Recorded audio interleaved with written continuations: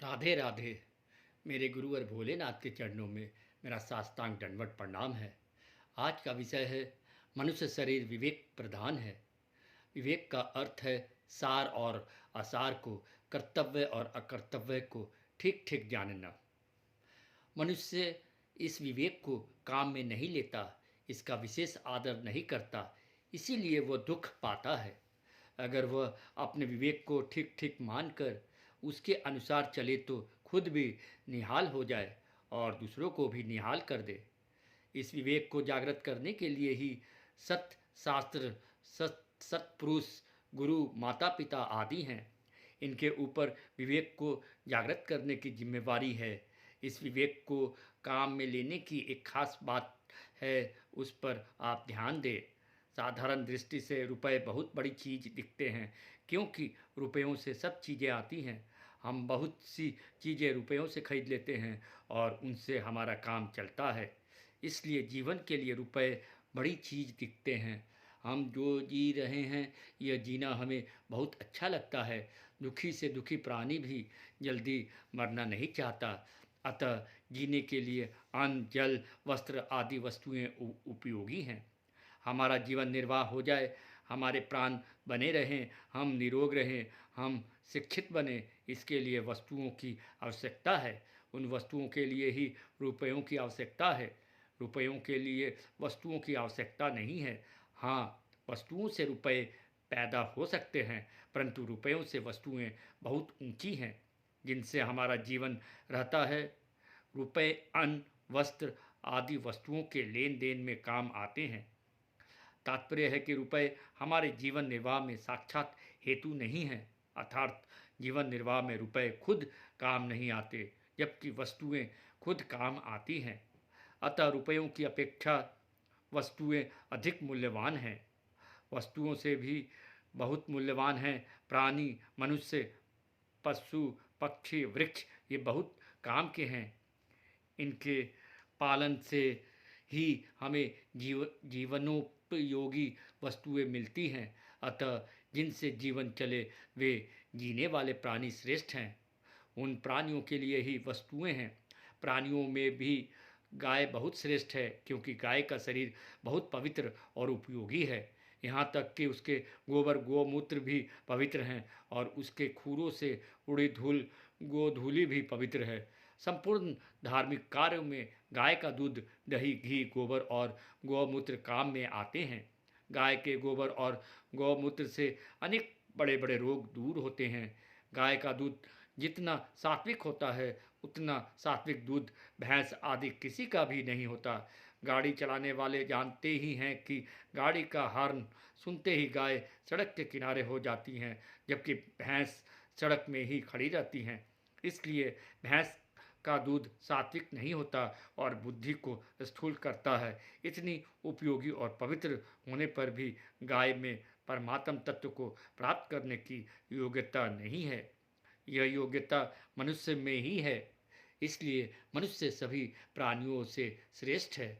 दूसरे जितने प्राणी हैं वे अपने पुराने कर्मों के फल भोगते हैं और फल भोग कर शुद्ध होते हैं, परंतु मनुष्य में दो बातें हैं। एक तो पुराने पापों तथा पुण्यों के फल भोगना और एक आगे अपने उद्धार के लिए काम करना। अनुकूल और प्रतिकूल परिस्थिति का उपभोग करना और उनसे सुखी दुखी होना पशुओं में भी है। सुख पाने का और दुख मिटाने का उद्योग पशु भी अपनी बुद्धि के अनुसार करते हैं, परंतु भविष्य में क्या होगा इसका ठीक तरह से विचार करने में पशु पक्षी समर्थ नहीं है, पर मनुष्य समर्थ है। मनुष्य विवेक प्रधान है, इसलिए हमारा हित किस बात में है और अहित किस बात में है, हमारा उत्थान किस बात में है और पतन किस बात में है, सार क्या है और असार क्या है, नित्य क्या है और अनित्य क्या है, सत्य क्या है और असत्य क्या है, इन सब बातों को जानने की योग्यता मनुष्य में है, पशु पक्षियों में नहीं। अतः मनुष्य में भी विवेक मूल्यवान है। जो विवेक के अनुसार चलते हैं, विवेक को महत्व देते हैं, वे मनुष्य में श्रेष्ठ हैं। विवेक श्रेष्ठ है, इसलिए विवेक का आधार लेकर चलने वाले भी श्रेष्ठ हैं। विवेक किस लिए है? विवेक इसलिए है कि मनुष्य हितकारक काम करे और अहितकारक काम न करे, सार को ग्रहण करे और असार का त्याग करे। ऐसा काम करे जिससे वर्तमान में और भविष्य में अपने को और दूसरों को सुख हो, दुख न हो। विवेक विशेष रूप से वित्त राग मनुष्य में ही जागृत होता है। रागी और भोगी मनुष्य विवेकी नहीं होते। रागी भोगी मनुष्य वर्तमान को ही देखते हैं, जबकि वितराग मनुष्य भविष्य को, परिणाम को भी देखते हैं। जब मनुष्य वस्तुओं का और रुपयों का ज़्यादा आदर करने लग जाते हैं तब विवेक दब जाता है। भगवान ने गीता में 3 तरह की बुद्धि बताई है, सात्विकी, राजसी और तामसी। जो बुद्धि प्रवृत्ति और निवृत्ति को, कर्तव्य और अकर्तव्य को, भय और अभय को तथा बंधन और मोक्ष को ठीक ठीक जानती है, वह सात्विकी होती है।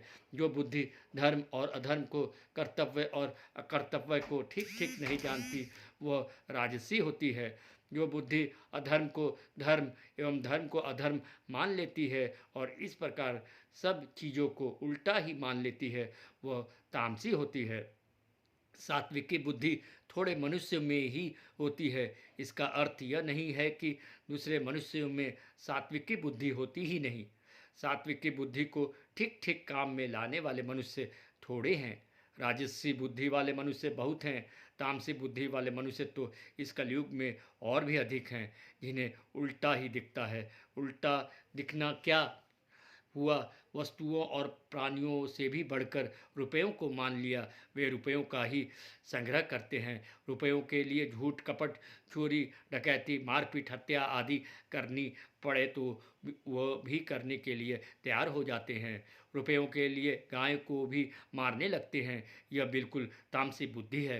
रुपये कमाना और उनकी रक्षा करना तामसी बुद्धि नहीं है।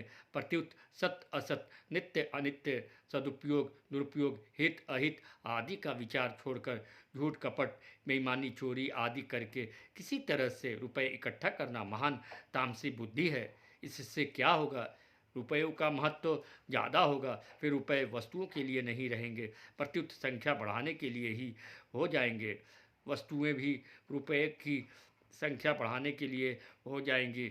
1000 हो जाए तो लाख, लाख हो जाए तो करोड़, करोड़ हो जाए तो अरब। इस तरह रुपयों की इच्छा बढ़ती ही जाएगी।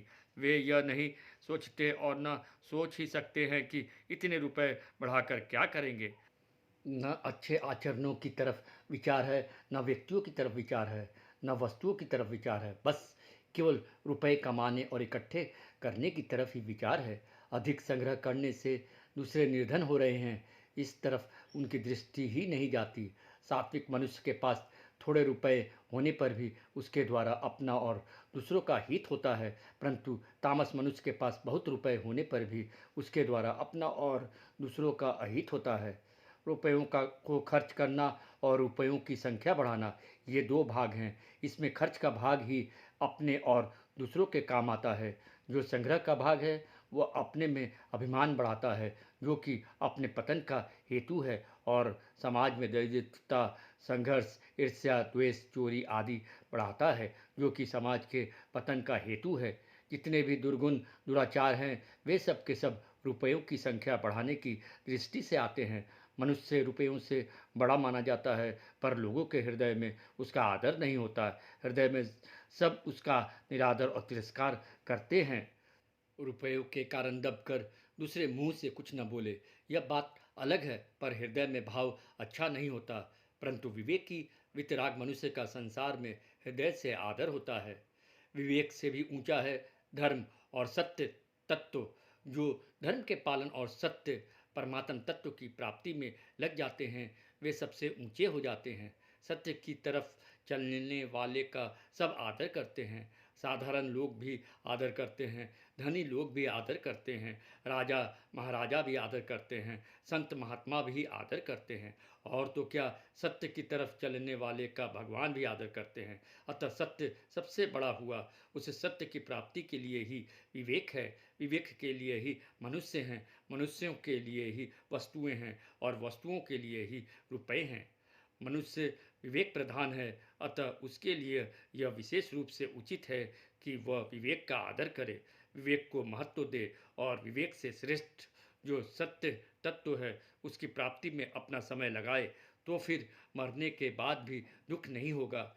रुपए, वस्तु, व्यक्ति आदि सब यहीं रह जाएंगे, साथ नहीं चलेंगे, पर धर्म और सत्य तत्व पीछे नहीं रहेगा। धर्म सद्गति देता है और सत्य तत्व मुक्ति देता है।